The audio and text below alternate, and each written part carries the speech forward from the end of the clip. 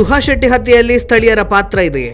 ಕೊಲೆಗಾರರು ಓಡಿ ಹೋಗುವ ಸಮಯದಲ್ಲಿ ಸಹಾಯ ಮಾಡಿದ್ದ ಇಬ್ಬರು ಮಹಿಳೆಯರ ವಿಚಾರಣೆ ಆಗಿದೆಯೇ? ಸುಹಾಸ್ ಶೆಟ್ಟಿ ಹತ್ಯೆಗೆ ಬಳಕೆಯಾದಂತಹ ಪಿಕಪ್ ವಾಹನ ಯಾರದ್ದು? ಅದರ ಚಾಲಕ ಯಾರಾಗಿದ್ದರು? ಕೇವಲ 5 ಲಕ್ಷ ರೂಪಾಯಿಗೆ ಕೊಲೆ ನಡೆಸಲು ಸಾಧ್ಯವೇ? ಸುಹಾಸ್ ಶೆಟ್ಟಿ ಹತ್ಯೆಗೆ ವಿದೇಶದಿಂದಲೂ ನೆರವು ಬಂದಿತ್ತ? ಸುಹಾಸ್ ಶೆಟ್ಟಿ ಹತ್ಯೆ ಪ್ರಕರಣದಲ್ಲಿ ನಿಷೇಧಿತ ಸಂಘಟನೆಯ ಪಾತ್ರ ಇದೆಯಾ? ಸಂಸದ ಕ್ಯಾಪ್ಟನ್ ಬ್ರಿಜೇಶ್ ಚೌಟಾ ಅವರು ಕೇಂದ್ರ ಗೃಹ ಸಚಿವರಿಗೆ ತಕ್ಷಣವೇ ಪತ್ರ ಬರೆದಿದ್ದು ಯಾಕೆ? ಸುಹಾಸ್ ಶೆಟ್ಟಿಯ ಹತ್ಯೆಯ ತನಿಖೆ NIA ಯಿಂದಲೇ ಆಗಬೇಕು ಯಾಕೆ? ಸ್ನೇಹಿತರೆ, ಹಿಂದೂ ಸಂಘಟನೆಯ ಕಾರ್ಯಕರ್ತ ಗೋರಕ್ಷಕ ಸುಹಾಸ್ ಶೆಟ್ಟಿ ಬಜ್ಪೆ ಹತ್ಯೆ ನಡೆದು ಇವತ್ತಿಗೆ 5 ದಿನಗಳು ಸಂಧಿ ಹೋಗಿವೆ. ಮಂಗಳೂರು ಪೊಲೀಸರು ಈ ಹತ್ಯೆಯಲ್ಲಿ ನೇರವಾಗಿ ಭಾಗಿಯಾಗಿರುವಂತಹ 8 ಆರೋಪಿಗಳನ್ನ ಬಂಧಿಸಿದ್ದಾರೆ ಅಂತ ಹೇಳಲಾಗ್ತಾ ಇದೆ. ಈಗ ವಿಚಾರಣೆಯೂ ನಡೀತಾ ಇದೆ. ಈ ಎಲ್ಲದರ ನಡುವೆ ಕೆಲವೊಂದು ಅನುಮಾನಗಳು, ಹತ್ಯೆಯ ಹಿಂದಿನ ಸಂಚು, ಹತ್ಯೆಯ ಸಮಯದಲ್ಲಿ ವೈರಲ್ ಆದಂತಹ ವಿಡಿಯೋದಲ್ಲಿ ಕಂಡು ಬಂದಂತಹ ಸಂಗತಿಗಳು ಪೊಲೀಸ್ ತನಿಖೆಯನ್ನ ಅನುಮಾನದ ದೃಷ್ಟಿಯಲ್ಲಿ ನೋಡುವಂತೆ ಮಾಡಿದೆ. ಈ ಎಲ್ಲ ಬೆಳವಣಿಗೆಗಳ ಮಧ್ಯೆ ಕೆಲವೊಂದು ಪ್ರಶ್ನೆಗಳು ಸಾರ್ವಜನಿಕ ವಲಯದಲ್ಲಿ ಹುಟ್ಟಿಕೊಂಡಿದೆ. ಇದಕ್ಕೆ ಉತ್ತರ NIA ತನಿಖೆಯಿಂದಷ್ಟೇ ಸಿಗಬಹುದು ಅನ್ನುವುದು ಕೂಡ ಸಾರ್ವಜನಿಕರ ಅಭಿಪ್ರಾಯ. ಹಾಗಾದ್ರೆ ಆ ಪ್ರಶ್ನೆಗಳು ಯಾವುವು ಅಂತ ನೋಡೋಕೆ ಹೋಗೋದಾದ್ರೆ, ಸುಹಾಸ್ ಶೆಟ್ಟಿ ಹತ್ಯೆಯಲ್ಲಿ ಸ್ಥಳೀಯರ ಪಾತ್ರ ಏನೂ ಇಲ್ಲವೇ? ಸುಹಾಸ್ ಶೆಟ್ಟಿ ಹತ್ಯೆಯಾಗಿದ್ದು ಬಜ್ಪೆ ಸಮೀಪದ ಕಿನ್ನಿಪದವು ಎಂಬಲ್ಲಿ. ಹತ್ಯೆಗೈಯುವಂತಹ ವಿಡಿಯೋ ಕೂಡ ಆ ಸಮಯದಲ್ಲಿ ವೈರಲ್ ಆಗಿತ್ತು. ಕೊಲೆಗಾರರು ಸುಹಾಸ್ನನ್ನ ಮಾರಕಾಸ್ತ್ರಗಳಿಂದ ಹೊಡಿತಾ ಇದ್ದಂತಹ ಸಮಯದಲ್ಲಿ 40-50 ಜನ ಸ್ಥಳೀಯರು ಅಲ್ಲೇ ನಿಂತು ನೋಡ್ತಾ ಇದ್ರು. ಕೊಲೆಗಾರರು ತಮ್ಮ ಕೆಲಸ ಮುಗಿಸಿ ತಪ್ಪಿಸಿಕೊಂಡು ಹೋಗುವ ಸಮಯದಲ್ಲೂ ಕೂಡ ಇಬ್ಬರು ಮಹಿಳೆಯರು ಅವರಿಗೆ ಸಹಕರಿಸಿದಂತಹ ದೃಶ್ಯ ಕೂಡ ವಿಡಿಯೋದಲ್ಲಿ ಕಾಣಸಿಕ್ಕಿತ್ತು. ಆ ಮಹಿಳೆಯರು ಯಾರು? ಕೊಲೆಗಾರರಿಗೂ ಅವರಿಗೂ ಇರುವಂತಹ ಸಂಬಂಧ ಏನು? ಮಹಿಳೆಯರ ವಿಚಾರಣೆ ಆಗಿದೆಯೇ? ಈ ಪ್ರಶ್ನೆಗಳಿಗೆ ಇನ್ನೂ ಉತ್ತರ ಸಿಕ್ಕಿಲ್ಲ.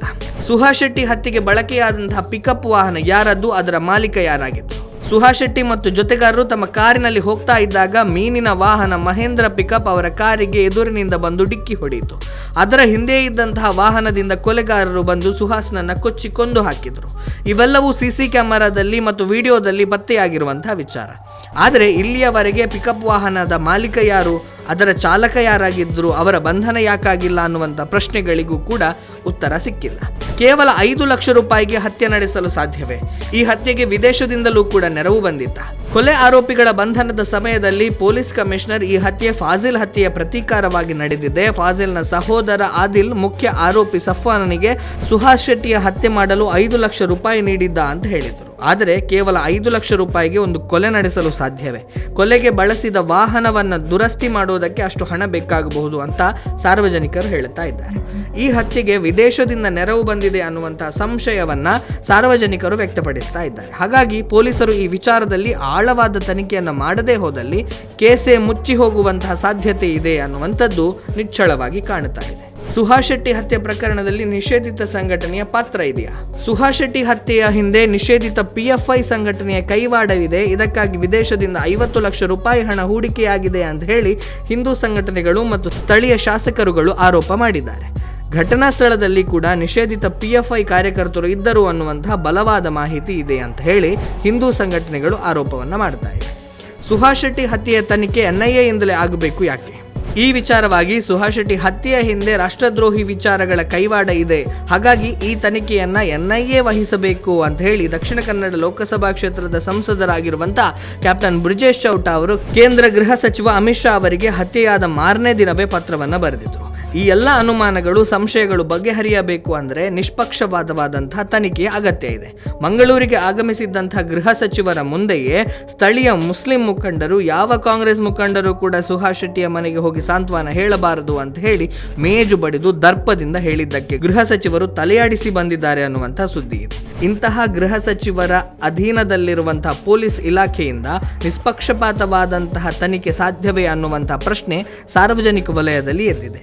ಹಾಗಾಗಿ ಎಲ್ಲ ಪ್ರಶ್ನೆಗಳಿಗೆ ಉತ್ತರ ಸಿಗಬೇಕಾದರೆ ಅದು NIA ತನಿಖೆಯಿಂದ ಮಾತ್ರ ಸಾಧ್ಯ ಅನ್ನುವಂಥದ್ದು ಸಾರ್ವಜನಿಕರ ಅಭಿಪ್ರಾಯ. ಹಾಗಾಗಿ ಸುಹಾಸ್ ಶೆಟ್ಟಿ ಹತ್ಯೆಯ ತನಿಖೆಯನ್ನ NIA ವಹಿಸಬೇಕು. ಬಿಜೆಪಿ ಯುವ ಮುಖಂಡ ಪ್ರವೀಣ್ ನೆಟ್ಟಾರು ಹತ್ಯೆಯ ತನಿಖೆಯನ್ನ NIAಗೆ ನೀಡಿದ ಕಾರಣಕ್ಕಾಗಿ ಹತ್ಯೆಯ ಹಿಂದಿನ ಸಂಚು, PFI ಕೈವಾಡ ಎಲ್ಲವೂ ಕೂಡ ಬಯಲಾಗಿತ್ತು. ಇದೇ ತನಿಖೆಯಿಂದ PFI ಸಂಘಟನೆಯ ನಿಷೇಧವೂ ಕೂಡ ಆಗಿತ್ತು. ಹಾಗಾಗಿ ಸುಹಾಸ್ ಶೆಟ್ಟಿಯ ತನಿಖೆಯನ್ನ NIAಗೆ ವಹಿಸಬೇಕು. ಆಗ ಮಾತ್ರ ಹತ್ಯೆಯ ಸಂಚು, ಹತ್ಯೆಯಲ್ಲಿ ಪ್ರತ್ಯಕ್ಷ ಮತ್ತು ಪರೋಕ್ಷವಾಗಿ ಭಾಗಿಯಾದವರ ನಿಷ್ಪಕ್ಷಪಾತ ವಿಚಾರಣೆ ನಡೆಸಬಹುದು. ಸುಹಾಸ್ ಶೆಟ್ಟಿಯ ಹತ್ಯೆಗೆ ನೈಜ ನ್ಯಾಯ ಸಿಗಬಹುದು ಅನ್ನೋದು ಸಾರ್ವಜನಿಕರ ಅಭಿಪ್ರಾಯ ಮತ್ತು ಆಗ್ರಹ. ಸ್ನೇಹಿತರೆ, ಇದಿಷ್ಟು ವಿಷಯ. ಮುಂದೆ ಮತ್ತೊಂದು ಹೊಸ ವಿಷಯದ ಜೊತೆಗೆ ನಿಮ್ಮ ಮುಂದೆ ಬರ್ತೇನೆ. ಅಲ್ಲಿಯವರೆಗೆ ನಮಸ್ಕಾರ.